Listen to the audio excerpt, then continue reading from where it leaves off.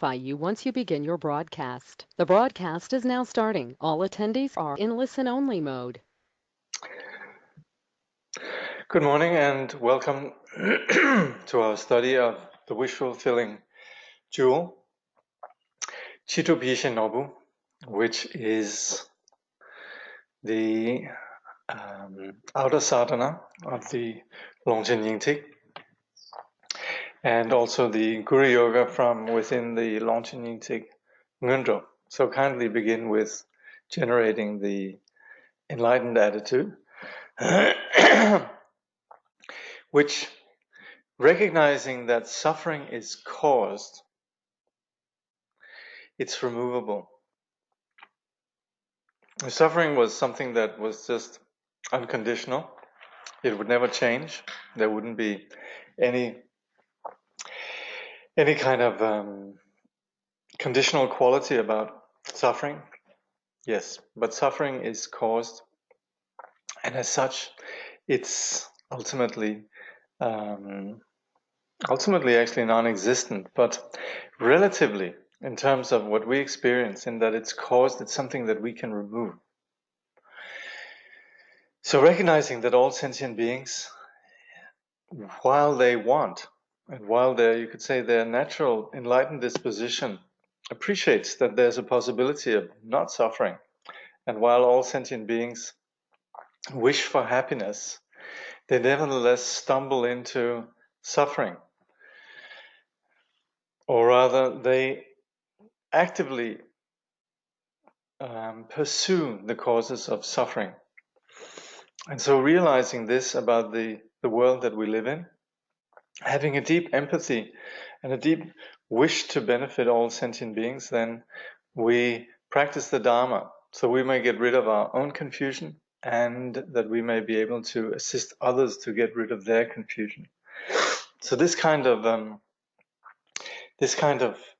attitude we bring with us to this study. So it's not about us learning more stuff, but rather this is something that will inform the practice of the Dharma, which is what will uncover this natural clarity and free us from this this confused condition.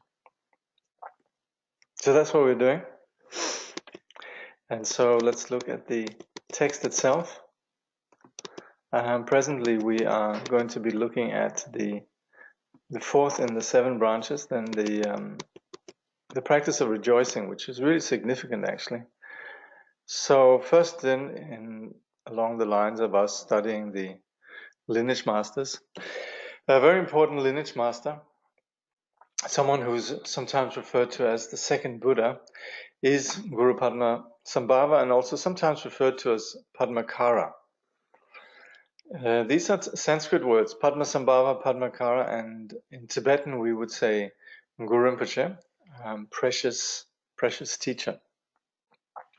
Now when we read about Padmasambhava's birth, that he took birth from a lotus, we could say this was to demonstrate this resultant vehicle teaching which he was the teacher of. And so while we very often think of enlightenment as something that comes as at the end of a long journey, in this case Padmasambhava manifested this quality that what is being sought, what it is that is the goal of the path, is something that has always been there. And this was the nature of Padmasambhava's Vajrayana teaching. This is of course also implicit in all the Buddha's teachings, but it was very much Padmasambhava who embodied this in his lifestyle. And so right from the start, Padmasambhava manifested this innocent quality of spontaneously abiding enlightenment that does not undergo change in the sense of being improved or gradually cultivated, or which is the result of a lot of experience. Rather, Padmasambhava manifesting in a lotus proved this or demonstrated this quality of this innocent original enlightenment. If we look at Padmasambhava's lifestyle, then it was engaging with the world, and in doing so, he did not retreat from the world, but rather entered into it. And we would say he studied with many great masters. We would say he demonstrated the nature of the path through studying with many great masters, and his yogic discipline and his yogic example is reflected in his life story that included living in charnel grounds and meeting with various kinds of individuals possessing various dispositions and so forth. His lifestyle is very rich, but it's continually this about being at ease within the world, very playful. And also it demonstrates the Vajrayana path of enlightenment. So in terms of us presently studying the Longchen Nyingtik and looking at the Nyingtik teachings, then we are looking at what's called the heart essence teachings of Dzogchen. And these teachings Padmasambhava received from Sri Singha. And we also say that Padmasambhava was able to meet Garab Dorje. Padmasambhava being beyond time and space, then he was able to receive direct teachings from Garab Dorje. We have some lineages where the teachings come through Garab Dorje to Padmasambhava and then to the particular treasure revealer. But in general, we would say Padmasambhava, just like Vimalamitra, and also like we shall see Vairochana, received the heart essence and the Dzogchen teachings in general from Sri Singha. And in Tibet then, and here since we're talking about the Longchen Nyingtik, then the so-called heart essence or Nyingtik teachings he passed on to principally his closest disciple, Yeshe Tsogyal. And also it's said that at the time when Trisong Detsen's daughter, who was 13 at the time, Princess Pamasal, she passed away prematurely. Padmasambhava then blessed her with the Nyingtik teachings, or rather blessed her with the role of in her future life of spreading the heart essence teachings, and so she was reborn in the 13th century, actually, I think, as a treasure revealer called Pema Letralsal, who then passed this teaching on to someone who eventually passed it on to Longchen Rabjam. So we have this treasure teaching that comes down from Padmasambhava to Princess Pematsal, and then to Pema Letralsal and somebody called Gyaltse Lekdrup, who then passed it on to Longchenpa. So these are this is the heart essence teaching of Padmakara or Guru Rinpoche, and the way it then comes down to us is then from Longchenpa, then there's a long lineage, and also particularly from Longchenpa to Jigme Lingpa, we have what's called a short lineage. Okay, a little bit about our lineage. And of course, this you can read about in both Tuku Tundrup's Masters of Miracles and Meditation, and also Nyoshu Ken Rinpoche's Garland of Rare Gems, and also Dudjom Rinpoche's History of the Nyingma School of Tibetan Buddhism. I think, yeah, you can find it there. No audio? Can someone confirm that you can hear me? There's one person saying there's no audio, but usually if that does happen, there's a few more people who are saying that it's, yeah. Audio is okay. All right, good. Great. So, yeah. Let me just see. Let me just write a message to this person, since the person can't hear me.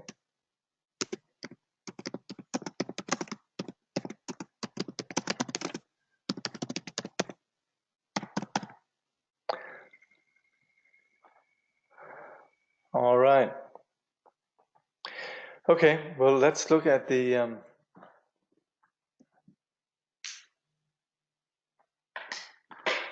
Let's look at the teaching itself. So, rejoicing in virtue. So the fourth of the 7 branches is rejoicing in virtue, the antidote for jealousy and hatred. Here we cultivate a deeply felt joy in all the positive and virtuous actions encompassed by the 2 truths. So what we mean with rejoicing is that we see something great. And there's 2 ways to approach this when we see something great. Well, I guess there's 3. We could also be indifferent. We could be happy about it taking place. We could be jealous or resentful about it, react negatively, or we could also be indifferent. But both indifference and this jealous reaction is not very helpful. And what we are doing is practicing. We're being proactive in creating states of mind that have tremendous value and which are the kind of virtues that not only are good karma, but it also connects us to liberation, freeing us from the delusion of self-centering and what we call confusion altogether, cognitive obscurations.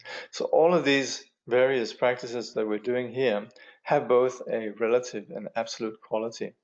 So they correspond to what we call these 2 truths, that there's relative, we're generating a relative virtue in terms of just having less causes of suffering, and also absolute virtue in terms of freeing ourselves from duality altogether. But the point here is that when we see somebody doing something wonderful, then the moment that we're rejoicing, then this becomes part of us. I think I've made this point in other contexts as well.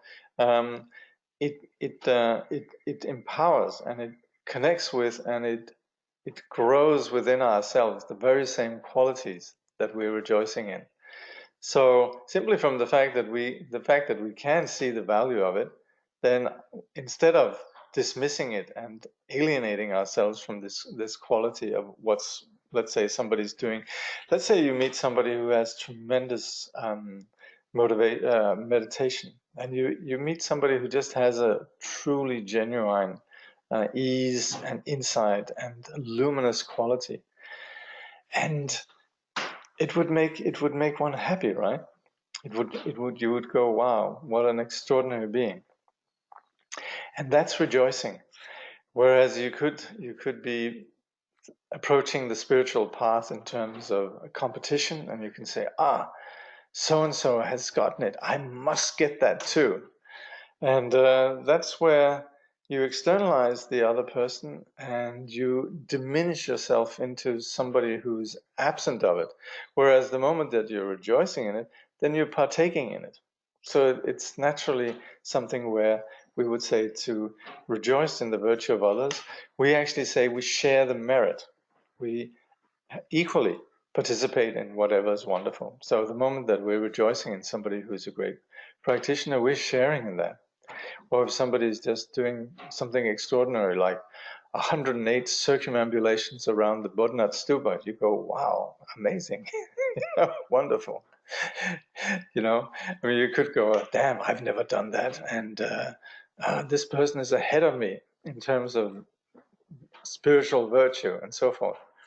So this kind of rejoicing is actually immensely profound.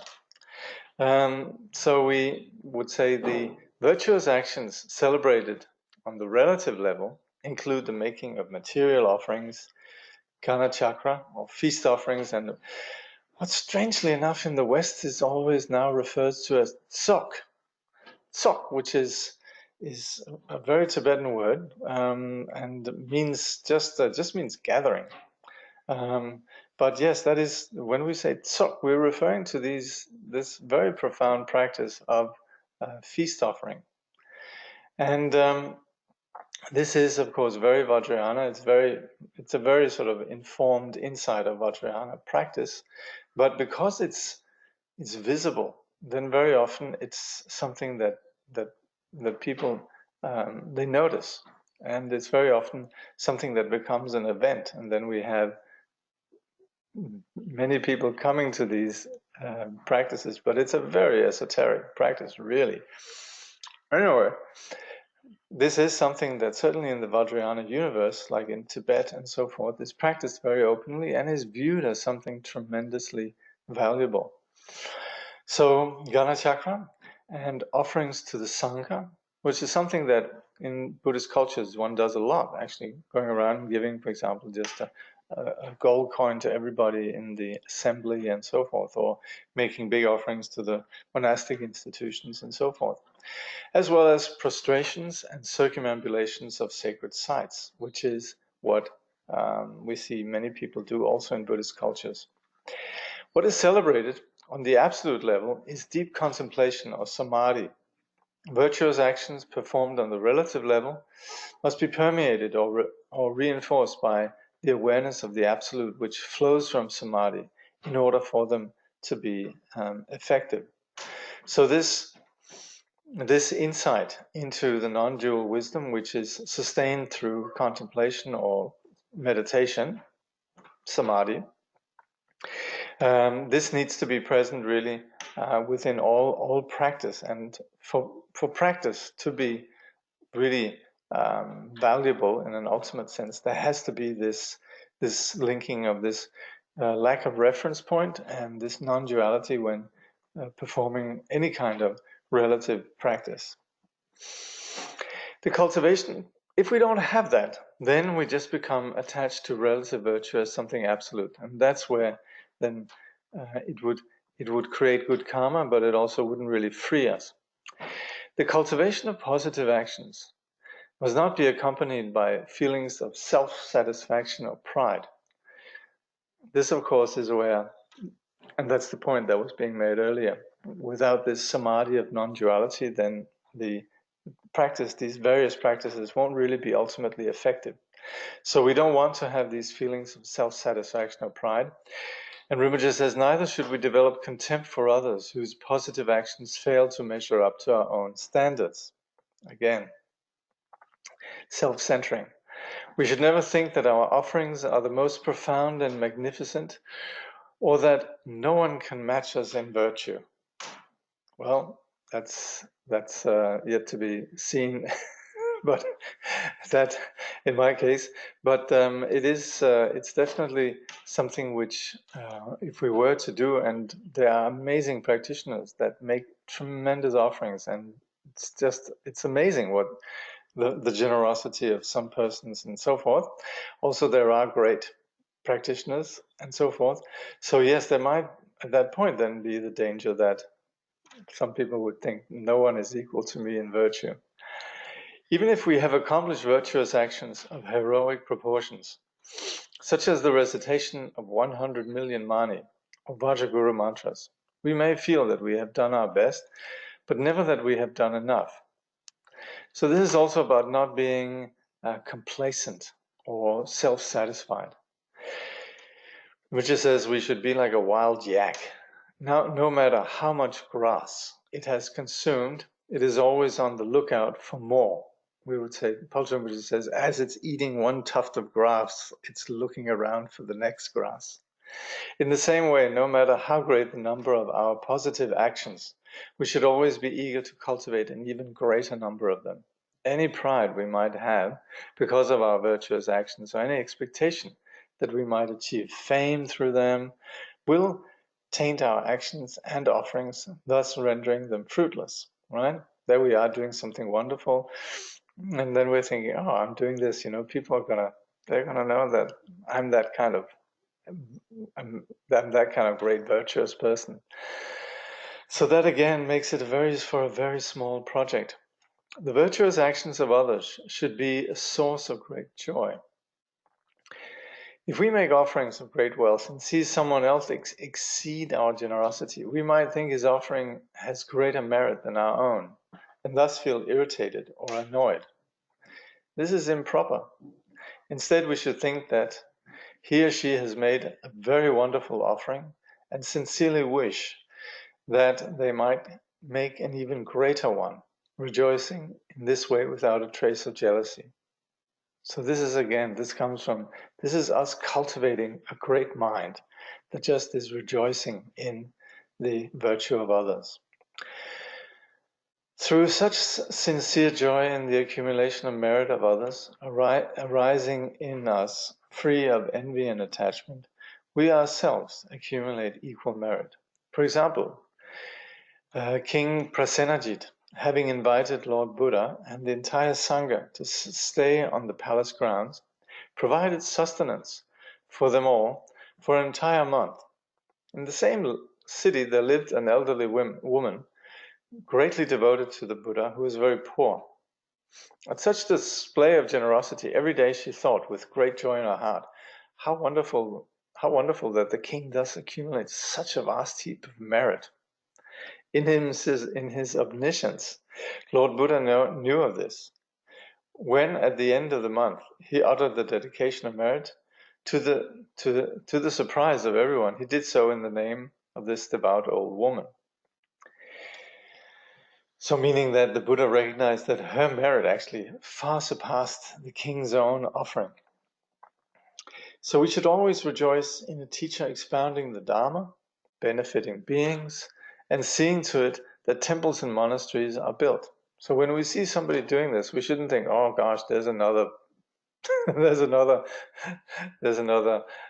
institution going up, or this is going to be, draining resources and so forth. We should just think, isn't it wonderful that within this world, where there's so much suffering and confusion, movements are being made in that direction.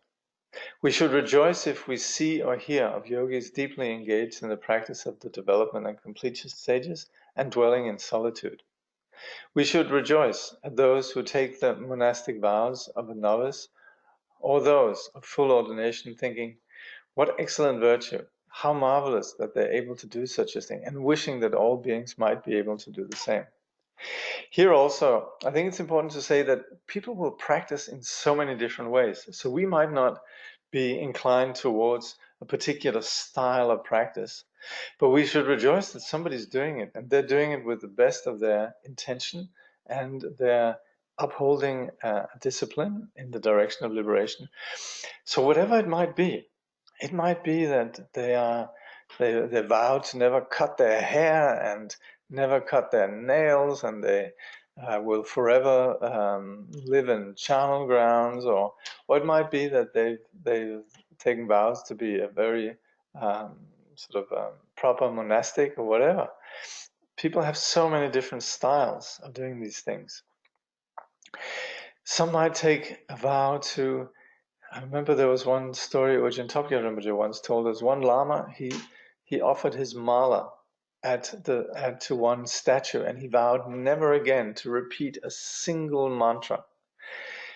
And such way of practicing, we might think, oh, isn't that strange? Well, from that yogi's perspective, this was somebody who had the highest kind of caliber to remain in the completely non-dual condition forever. And for someone to practice like that, to never ever engage in any kind of dualistic thinking, if somebody has that capacity, we rejoice, wow, what an amazing, great person who actually pursues this discipline. So there's so many different ways of practicing, but we should recognize that everyone is practicing according to their own particular path, disposition, capacity, inclination. And pursuing the path of enlightenment, then we should just wish, may all beings, may they also progress along the path. Rinpoche says, true positive action consists in the cultivation of virtue, never separate from the thought that its essence is dreamlike, illusory, or by nature void. By thus combining the two truths, our virtuous actions are free from clinging and attachment. So, whatever virtue there's done, we should recognize its relative value in terms of creating the seeds for enlightenment, in terms of eliminating confusion, and in terms of purifying us, progressing us along the path, maturing us along the path, and also recognizing that all the various constructs that we have within this perception of duality, all of these ultimately have no inherent existence. So, this relatively provides for a happy mind and also the carefree experience of a yogi's realization of non-duality. Okay.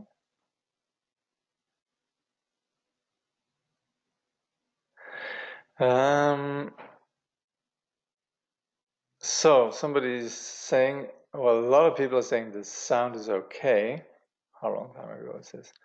Some time ago, somebody's sound is now gone. I suspect it might be in the individual computer. It seems the opposite. I'm not sure what it is, but it seems the opposite. The more you do, the more you feel that you're hardly doing anything. Yeah, probably in regard to this being like the yak, right? That one is never complacent. That's right. And gosh, within Greek philosophy, wasn't it Socrates who said, "The more you know, the less you realize how little you know," and so forth. So yes, this applies. And so there's the sign of a great practitioner is very much this humility. Yeah, yeah, vs pride. Yes, yeah. So requesting the turning of the wheel of Dharma. Now, turning of the wheel of Dharma is a funny word. It means teaching. But and I shan't pretend to know the etymology of this exactly, but it is, of course, that the Dharma is set into movement. So it's basically requesting teachings. And this is something that is a virtue in itself. We might think that asking for teachings is badgering or bothering the teacher, but it's not. It is actually in the Buddhist teaching. The Buddha himself was a reluctant guru, and so when he initially taught, it was only after being asked several times. And so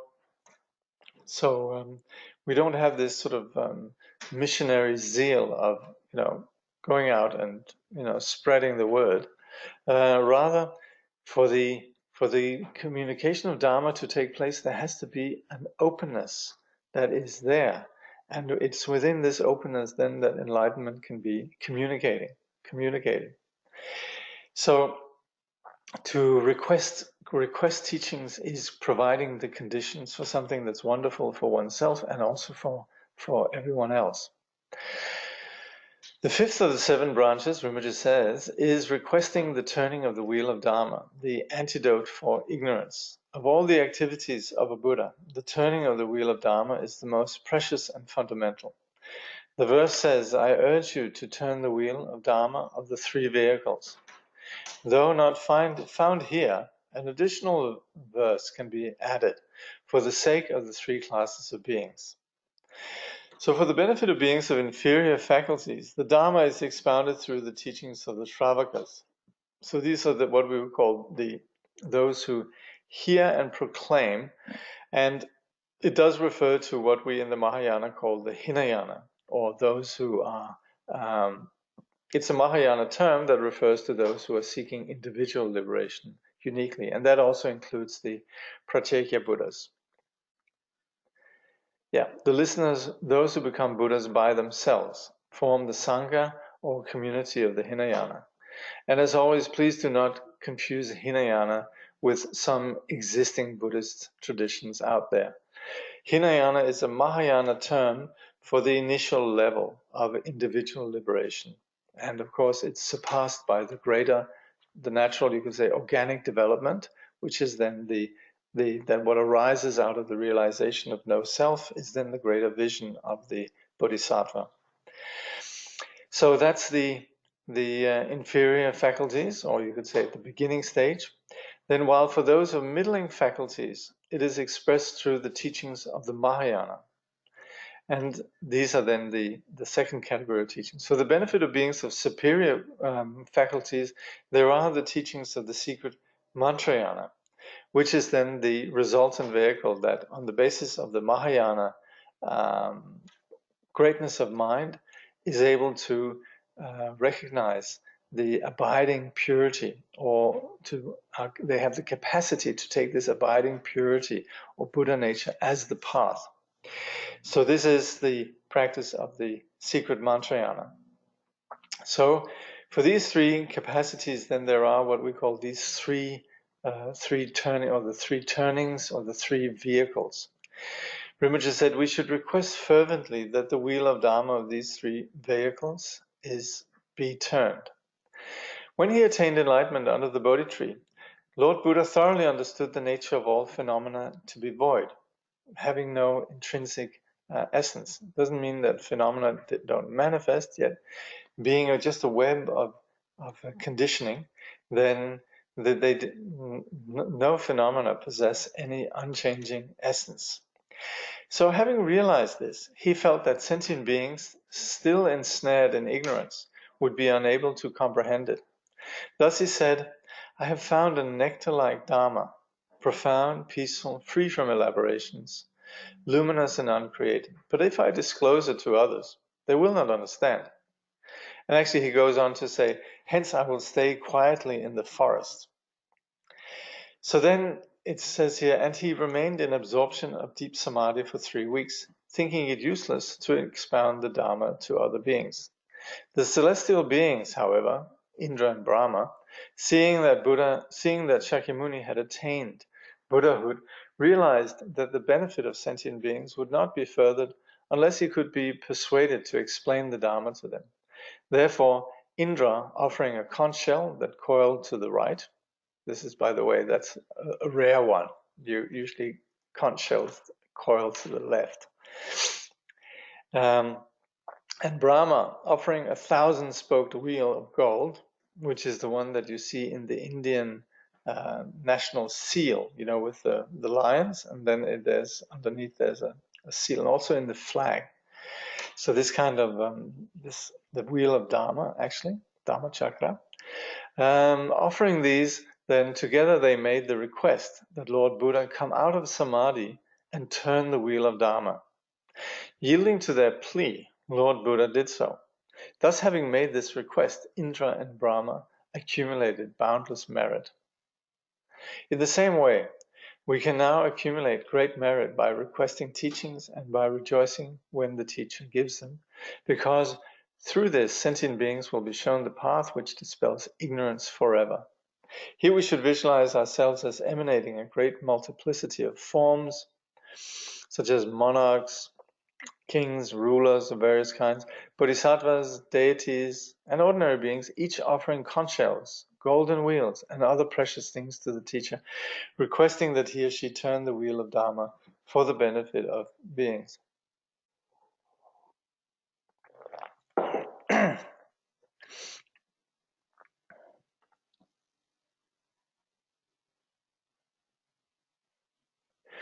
Yes, that's coiling out from the center. Do you know at the end of the conch? Yeah.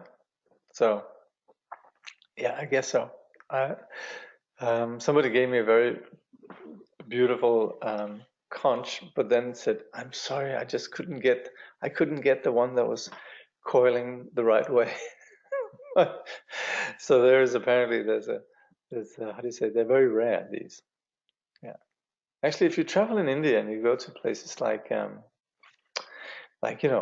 Varanasi and Rishikesh and Haridwar, there are actually places that sell these conches. They come from the ocean, and then there are these that they're probably very expensive. Some of these few that have that particular direction, but you also very often see plenty of other conches. But conches is kind of special, and so. Okay, I found one in the ocean of Mexico in the Gulf. Wonderful. Oh, wow. Fantastic. Okay. So, and we very often have, both in the Indian, in all the Indian traditions, including Buddhism, you have this thing of blowing the conch. So you make a little hole at the end, at the bottom of it, and then you blow, and it makes a sort of actually a wonderful sound, sort of a deep sort of drone. And so the Buddhists also they blow these conches as to announce that the teaching, the wheel of Dharma will be turned. Yeah. Requesting the teacher to remain in this world. So the sixth branch is requesting that the teacher remain. The verse says, I supplicate you not to pass into nirvana until samsara is completely emptied, but to stay in this world to continue to benefit beings.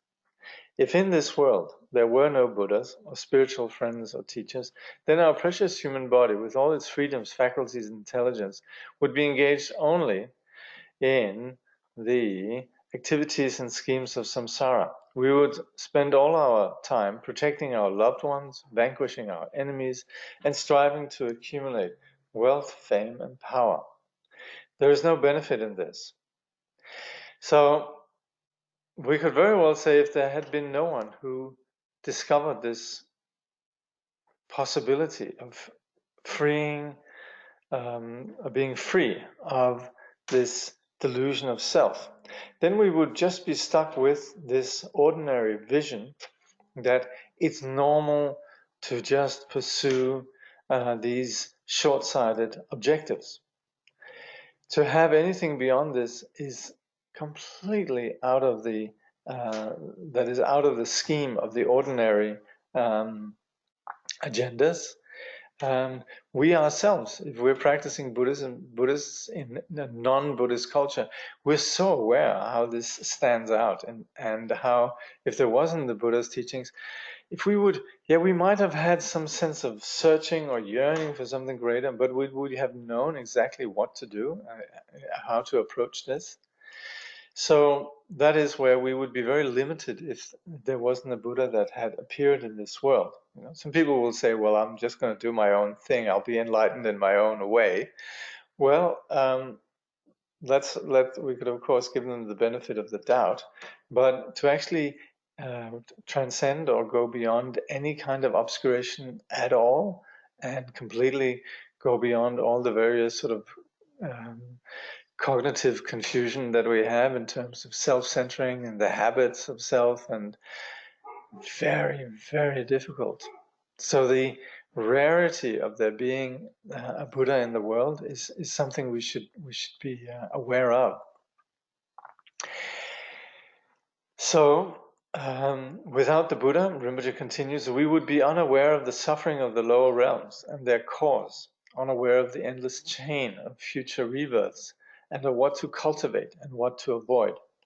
Therefore, visualizing ourselves as the lay disciple Chanda, who by his request extended Lord Buddha's life by 3 months, we should pray that the teachers remain until all sentient beings have been rescued from the wheel of samsaric existence. Actually, I have to confess, I'm not familiar with the story of this lay disciple. Probably if we look in some of the narratives of the Buddha, there would be reference to this. I'm not sure when this happened. I mean, maybe when he was in Kushinagara, just before he passed away. Anyway, we do this, the same thing. And for that purpose also, very often, particularly in the Vajrayana context, we emphasize this repetitions of prayers for the teachers' long lives. Dedicating the merit. The verse of the 7th and last branch, the dedication of merit, says, I dedicate all the merit I have accumulated throughout the 3 times for the attainment of great enlightenment. So whatever merit has been accumulated through the practice of the first 6 branches, as well as whatever virtuous actions we have performed in the past and will perform in the future, we dedicate to all sentient beings. We dedicate the merit with the wish, may all the infinity of sentient beings use this merit as a foundation for the attainment of enlightenment. Through this, may all beings be freed from the lower realms and be established on the path of liberation. It is important for us to make the dedication on as vast a scale as possible. In this way, we emulate the great bodhisattvas like Samantabhadra and Manjushri when they dedicate the merit of their activities for the benefit of all beings. The dedication should be completely free from any hope of reward. As much as we can, we should free ourselves from clinging to the idea of an actor, an action, and an object of action, realizing these to be just empty concepts. So ideally, if we were great practitioners, whatever we would do, we would not have any notion that I have done this. Because the moment that we do something great and we begin to have a notion, I have been terribly virtuous, of course what we are doing is very much consolidating a sense of pride and a sense of ego. So a great practitioner ideally would do so free from any of that. And we almost expect it, strangely enough, we almost expect it from other people who we know are not Buddhas. Like if somebody gives us a present and then they kind of like, how do you say, gloating or whatever, they're kind of like, aren't you grateful that I gave you such a present? And we then feel really disappointed. We're like, that was a nice present, but we could have done it without your sort of. And so we as beings naturally actually have this, you could say, distaste for when there is that duality. Because of course people do give something and then they think, oh, I gave something, I was very good, right? So there's a strong sense of somebody who's doing it, an object, whatever it might be. Let's say there's somebody who gives something, then there's a gift, and then there's somebody who's the recipient. And this is what we mean of, we say an actor, an action, and an object of action. So this threefold concept, which is essentially based on this duality of me and other, self and object and all of that, that concept, we actually intuitively, we're onto it. But at the same time, we are caught within it. And so, yes, a great practitioner would engage in all this, the practice of virtue, free from that. But it is very difficult. And it's really not until we reach the highest level of the Bodhisattva levels that there is no such concept. And it's only until enlightenment that we're completely free from any kind of reference point whatsoever. So we aspire, when we're dedicating it, we're aspiring that it may be free from these three reference points, these threefold concepts. But short of that, we do the second best, which is we say, I dedicate whatever there is good here, I dedicate it to all sentient beings. And then we would say, the more we can dedicate it to others, as to the degree to which we can dedicate it to a vaster amount of sentient beings, then also there's a vaster benefit. So we would say that any action that we undertake, it has far greater value if initially we prepare with this notion of doing it not just for ourselves, but with the intention to benefit all. Then the action itself has far greater value if we prepare with that.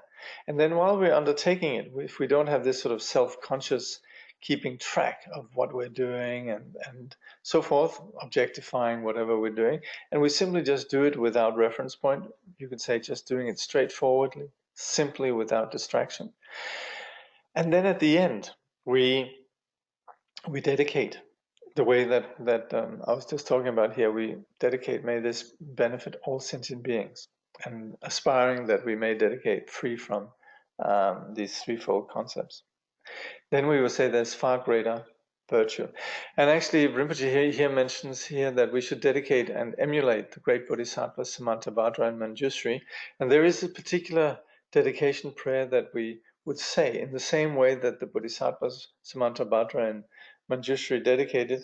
In this way, may I follow their example. So even though we don't do it perfectly, we can just aspire that we may do it in the way that they would do it, which is then free from these what we call this threefold concept.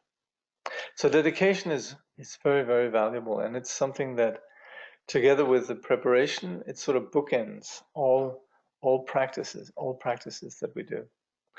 So Rinpoche says, if we're doing the Ngondro or preliminary practice, it's especially appropriate to do the prostrations in conjunction with Guru Yoga while reciting the 7-branch prayer. This is because prostrations, mandala offering, and confession are more effective when focused on our Guru. A single prostration made to our Guru is more powerful than 100,000 prostrations to the Buddhas and Bodhisattvas of the 10 directions of space. This is why we make the 7-branch offering directly to our teacher, for through this all our obscurations will be dispelled. all the blessings of the teacher will swiftly enter our being, and we will thus be able to perfect the accumulations of merit and wisdom. If we collect and concentrate rainfall into a single large funnel, we can fill a large barrel very quickly. In the same way, if we concentrate all our efforts by offering them to the teacher, we will be able to make very rapid progress on the path. Okay, let's see, there's a few questions.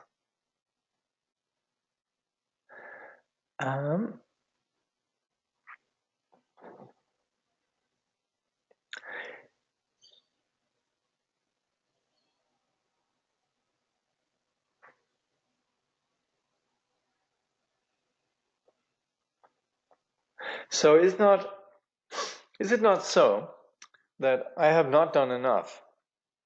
Is like I have done this equally not helpful?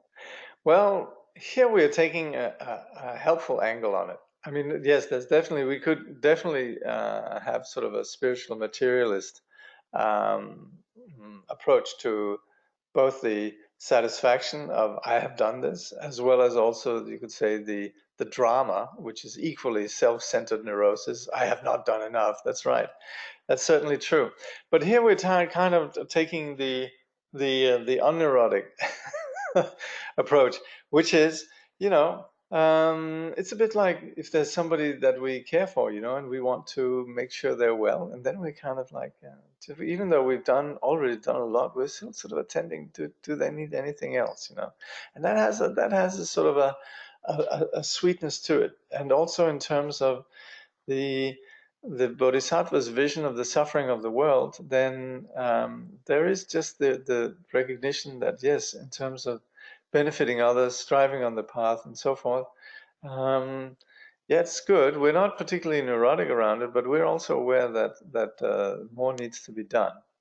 And also, yes, there's equally the possibility of the sense of I have done this,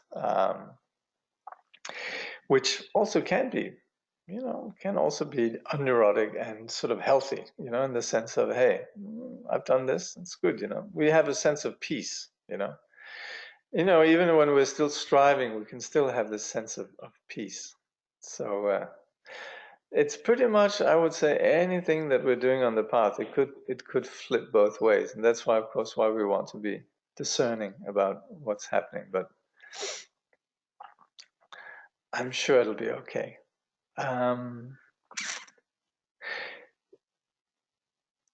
Okay, now this is why I really value rejoicing in others' virtue, because it is free from self-congratulations.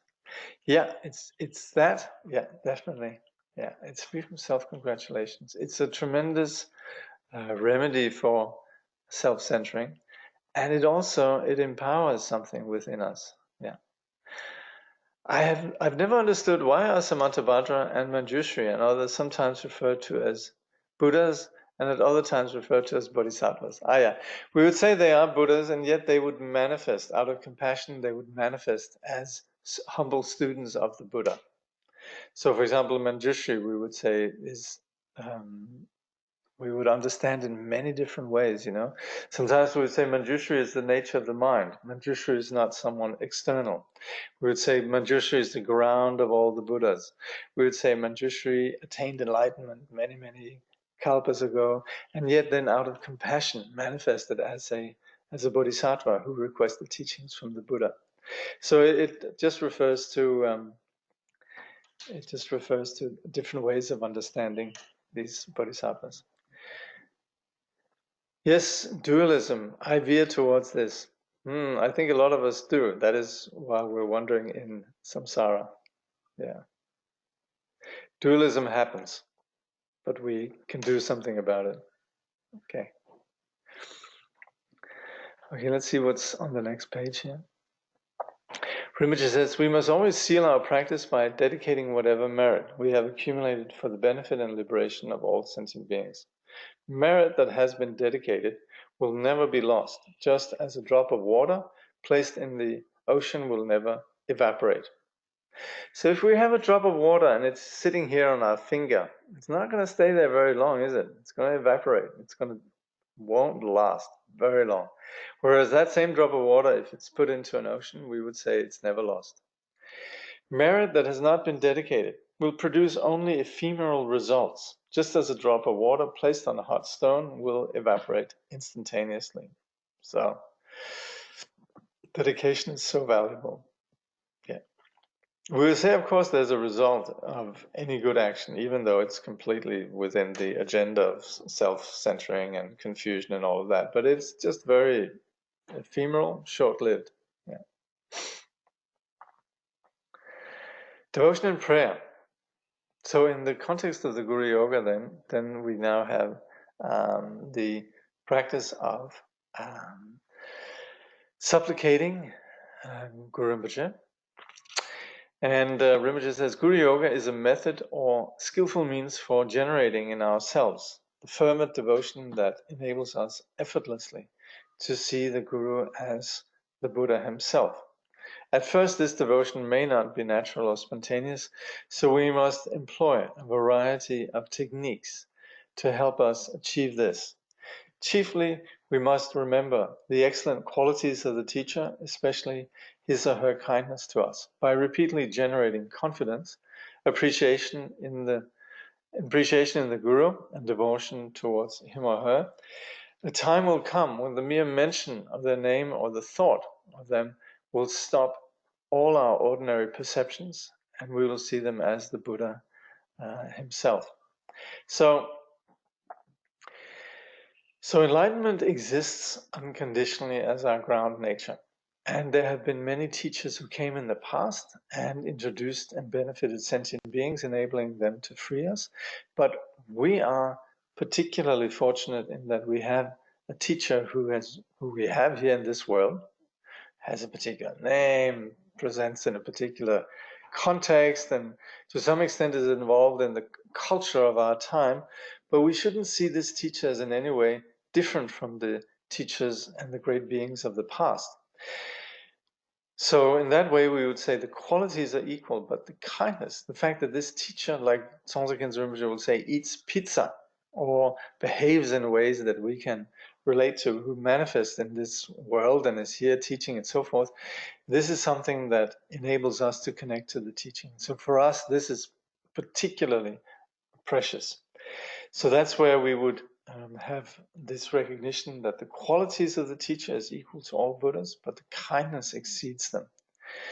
And so we have this practice then of bhakti, of devotion, which is something that takes us beyond our ordinary rationality. We could be so learned in knowing and know so much. We could be know-it-alls in Buddha Dharma. And yet all that information doesn't really go very far unless there is a place where we are humbled, touched, and you could say deeply moved beyond that which is just the data and accumulation of conceptual thoughts. And that's where we talk about this opening that is blessing. So this is now what we're practicing here. It says, then there's a devotional prayer of a devotional prayer to Guru Rinpoche that says, please listen to me, precious Guru Rinpoche. You are the most precious, most glorious embodiment of the compassion and blessings of all the Buddhas. You are the sole protector and Lord of all sentient beings. Without any hesitation or restraint, I offer my possessions, my body, my lungs, my heart, my chest, my very being. I offer you myself completely. Until I reach enlightenment, no matter what happiness or suffering I may encounter, you, the precious one, the lotus-born Guru, know everything about me. I have no other hope but you. I am in your hands.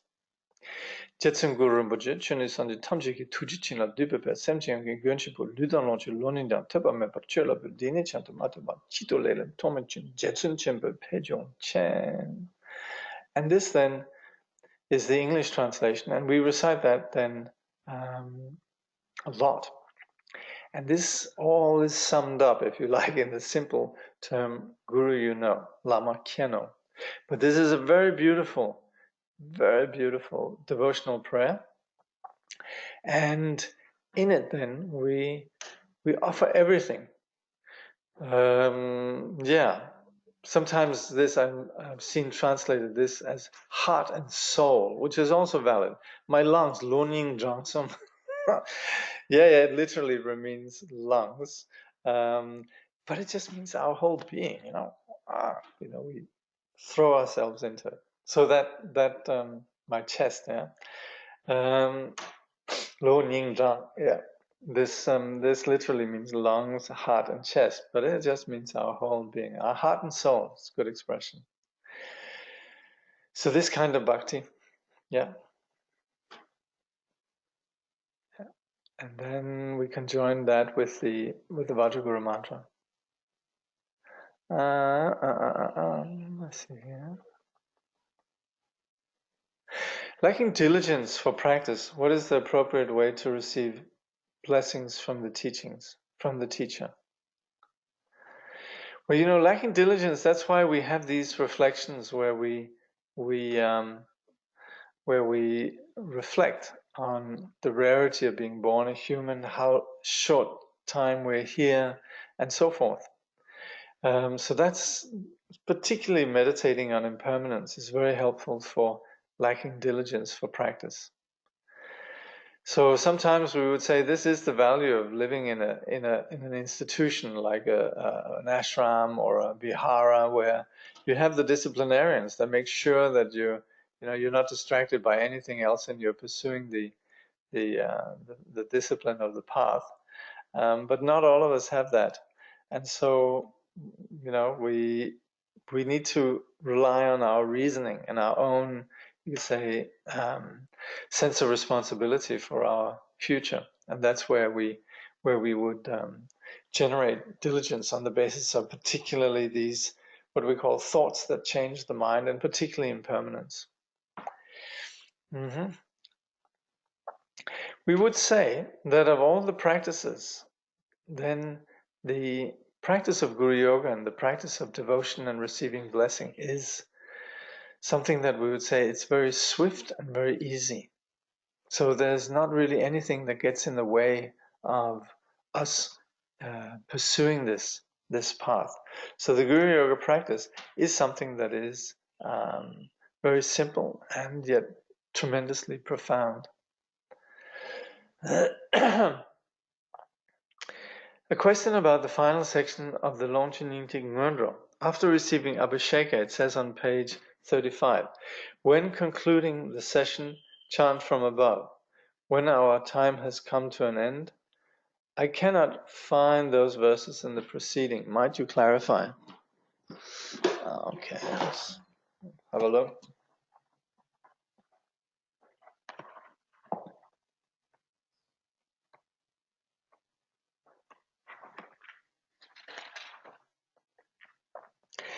When concluding the session, chant from, that's when you actually, this is in conjunction with this supplication that we've just been doing, because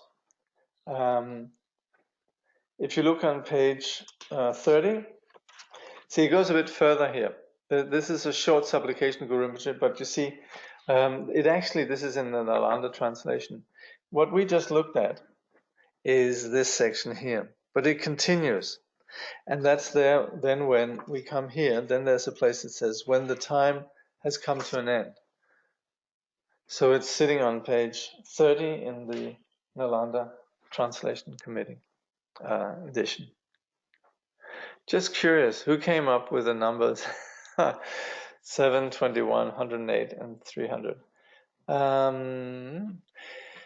There's so much in the sacred culture and the sacred practices that originate as a reflection of the absolute, what we call the reflection of the Dharmata, like the Sanskrit alphabet, the resounding of certain syllables, the postures that we have when we do meditation practice, and within that, you could say that whole realm of science of the the sacred, then also there is these particular numbers.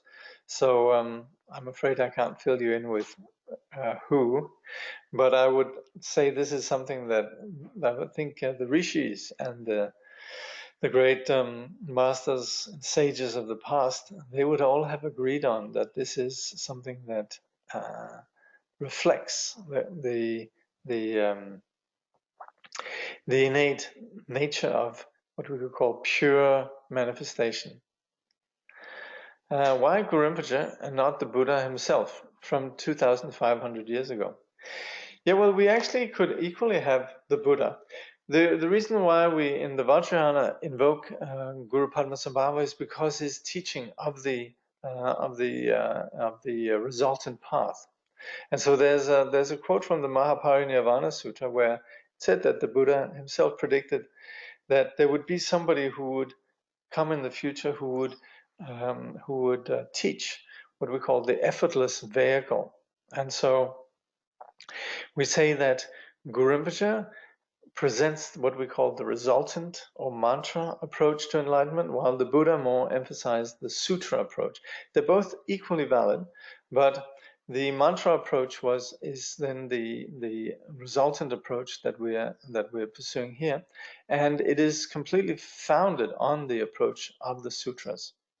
So then it's complementary.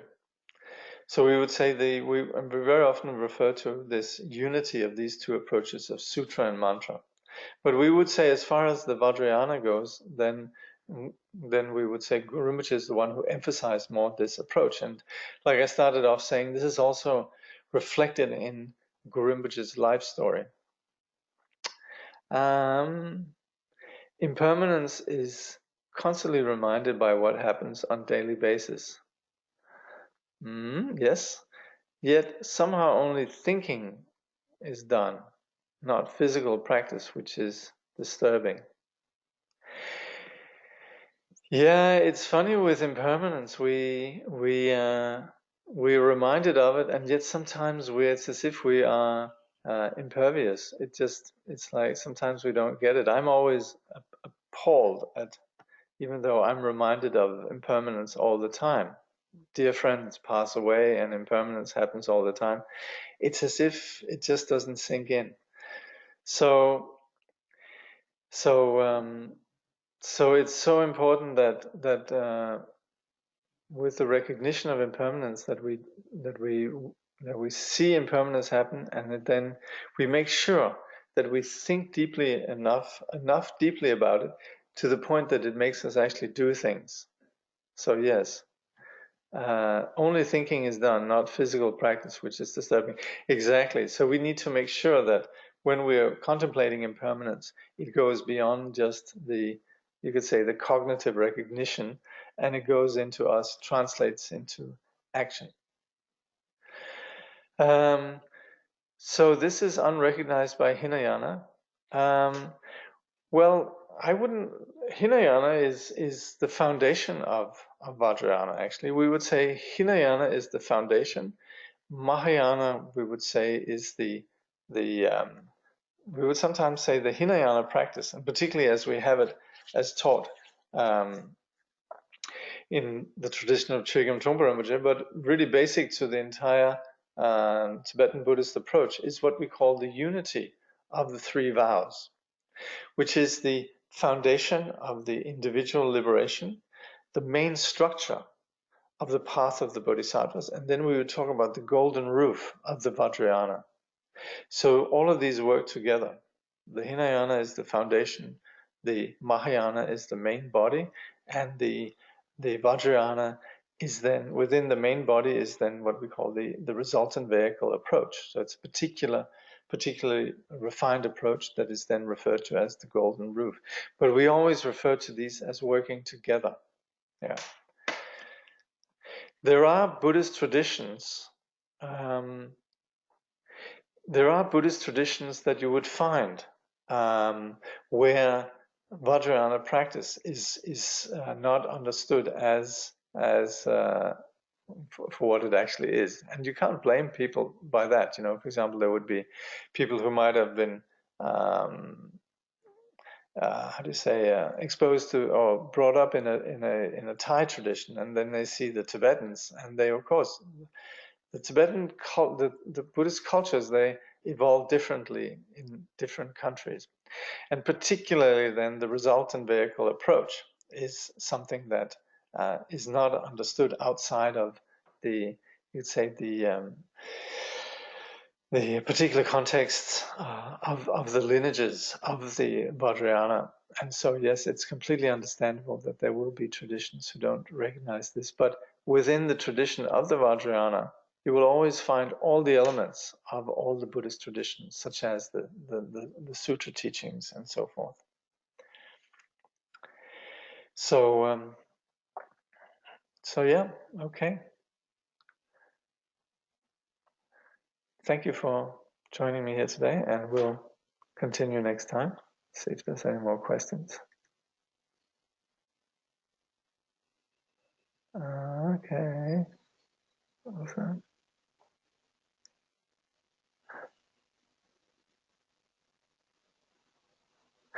Oh yeah, that's an important question here. Would going to a center and practice together with a group be helpful? Very much. Very much. That's what we mean with Sangha, that we have companions on the path. Yeah, very helpful. And in general, just having companions in any way we can, even if there is a center. I mean, what we have, for example, here is actually a virtual sort of a Sangha practice that doesn't require a center. But at the same time, also, it is good to have, actual encounters with other living beings on a non-virtual level. So that is the value of having a center. So yes, I hope there is one near where you are. Yeah. Okay.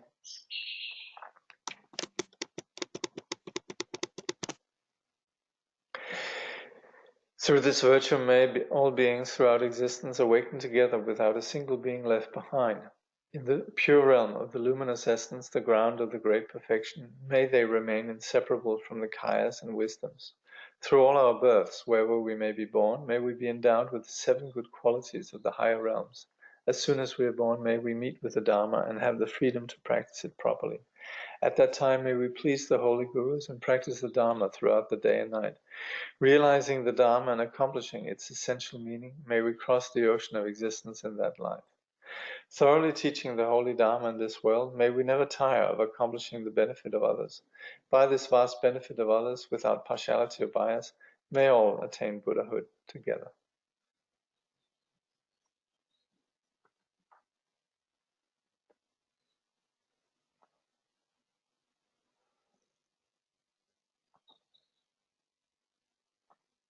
Mm-hmm.